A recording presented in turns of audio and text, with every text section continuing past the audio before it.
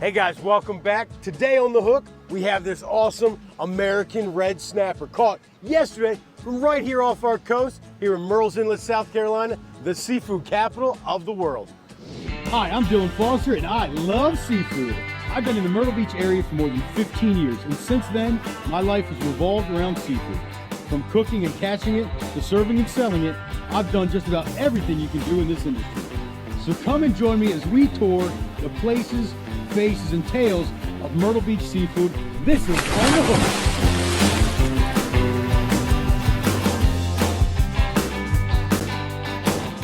So let's talk about American red snapper.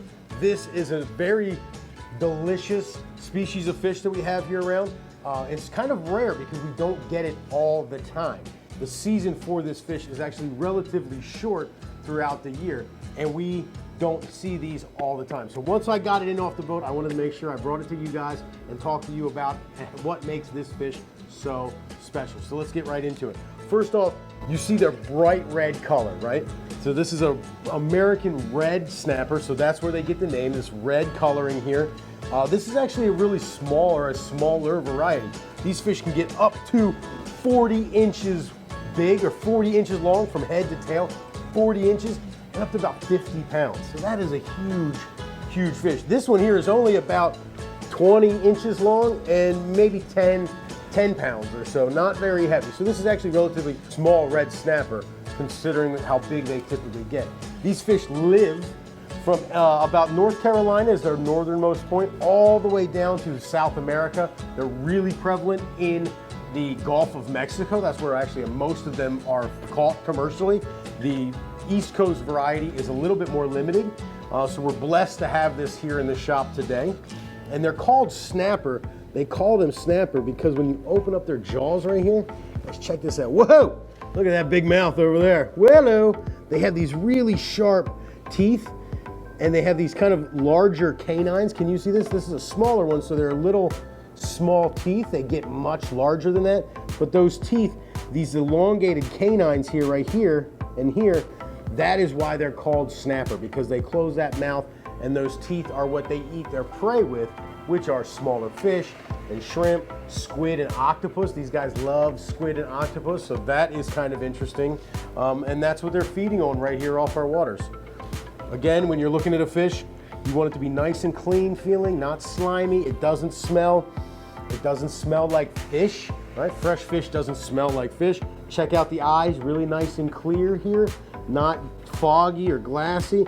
And then when you open up those gills, that's really beautiful. Look how bright, like a burgundy kind of red those gills are. That tells you that this is a really fresh fish. Just off the boat yesterday from Captain Ben. So we know that man takes good care of his product so that we can take good care of you at the dinner table. So let's get started prepping this fish up. What do you say? To do that first, we need to get scaling the fish. We need to take all of these big scales. This fish has some really large scales. Check this out. Look, my hands are covered. My hands are covered with the scales of this fish, right? They're actually relatively large, and this fish is completely covered in them.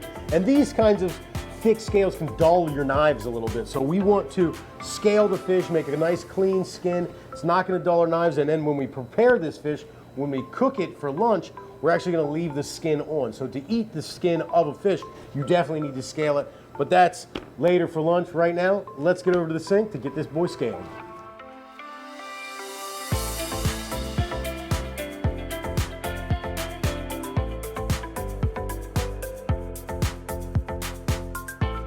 All right, so we have our snapper completely scaled, and that skin feels so different without the scales. The fish feels so much different. It's actually really soft and really smooth, and the color on the skin changes. It's like a velvet pillow, right? You go one direction, it looks one way, and you go the other way, it looks completely different. It's a little weird, but for me, I think it's fun.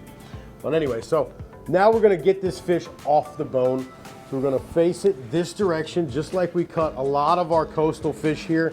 Start with it facing away. Clean your board, make sure you're nice and dry so that fish isn't gonna slide around. And I'm gonna use my 6-inch Dexter as my tool of my trade. If you wanna learn or see where to get this knife for yourself, I know that we will have the link for this knife in the comments below, so make sure you check that out, or in the description below. So check that out. And while we're here talking about it and talking about the comments, I have a little pop quiz for you. I'm curious for what your thoughts are on how old some of these fish are. These fish actually live a really, really long time in the wild. And I'm curious to see, what are your guesses as to how long they will live? So in the comments below, let me hear what you have to say about that. I'm just curious, and I'll let you know at the end of the show of what the oldest snapper caught are. But let's start here. We're gonna take from the top here, come right down the backbone to the rib bones, and then clean this side off. So here we go. We're gonna bring the knife in just on the top, pop through here. I like to start from the inside out. So we're gonna pop our knife in and work through, and then just very carefully with just the tip of our knife, come down here and just start freeing from the skin, freeing from the bone. There we go. And now a little deeper in, I'm just gonna follow that blade, is gonna follow these rib bones all the way down until we get to that spine. Knife's gonna go up and over that spine there. So we start working our way on the other fillet right along these bones till we pop out on the other side. There we go, pulling it out. Now we're into the cavity, the belly cavity there. So now we can just clean one more time. Hold that fillet. I'm gonna use this towel because sometimes they get a little slippery.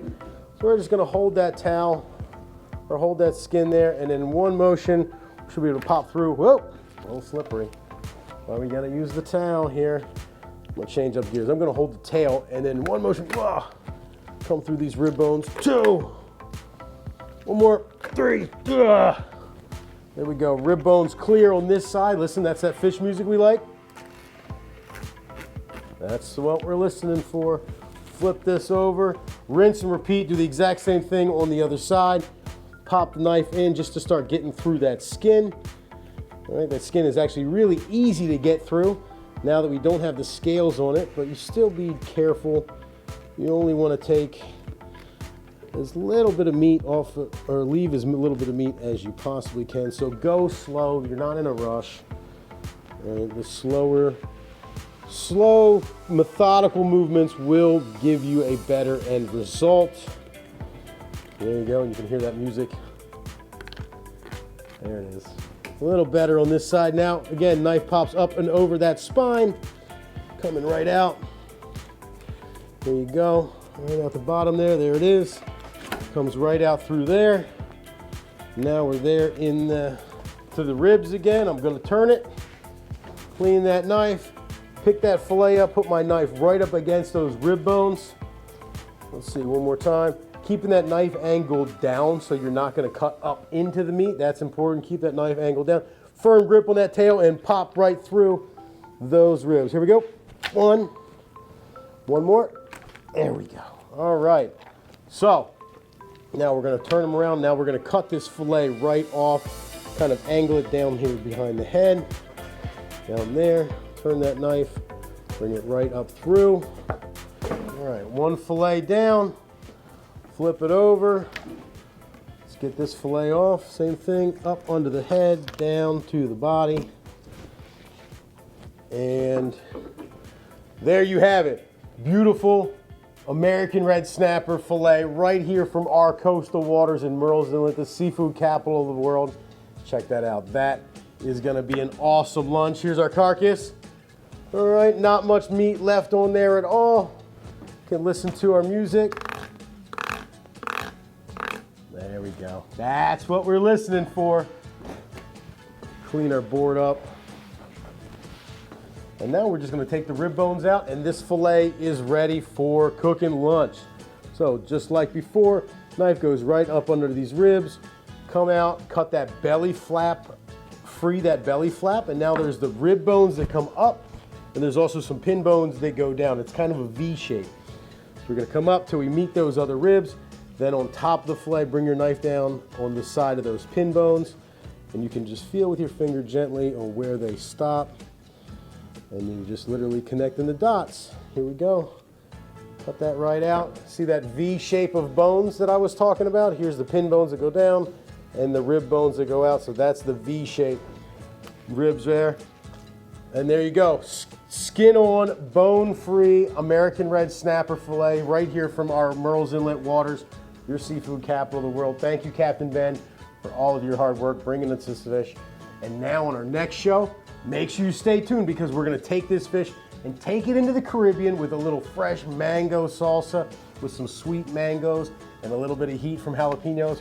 So that's what's for lunch. That's what's the next step for this American red snapper. So make sure you join us that time here on The Hook, the places, faces, and tales of your Myrtle Beach seafood. Don't forget to like, subscribe, and send us that comment. Oh, I almost forgot the comment about how old these fish live. Right? So I said they live a really long time in the water. Did you guys have any guesses? Anything there on the comments? The oldest fish, the oldest red snapper that ever recorded off of our East Coast waters, 51 years old, according to NOAA. And 57 years old in the Gulf of Mexico. That is an old fish, 51 and 57 years old. So these fish can live a really long time in our waters, which is really cool, at least I think so. But I'm kind of a fish nerd, maybe you are as well. But anyway, join us next time here on The Hook. We check out the places, faces, and tales of your Myrtle Beach seafood. We'll see you guys then. Beach easy.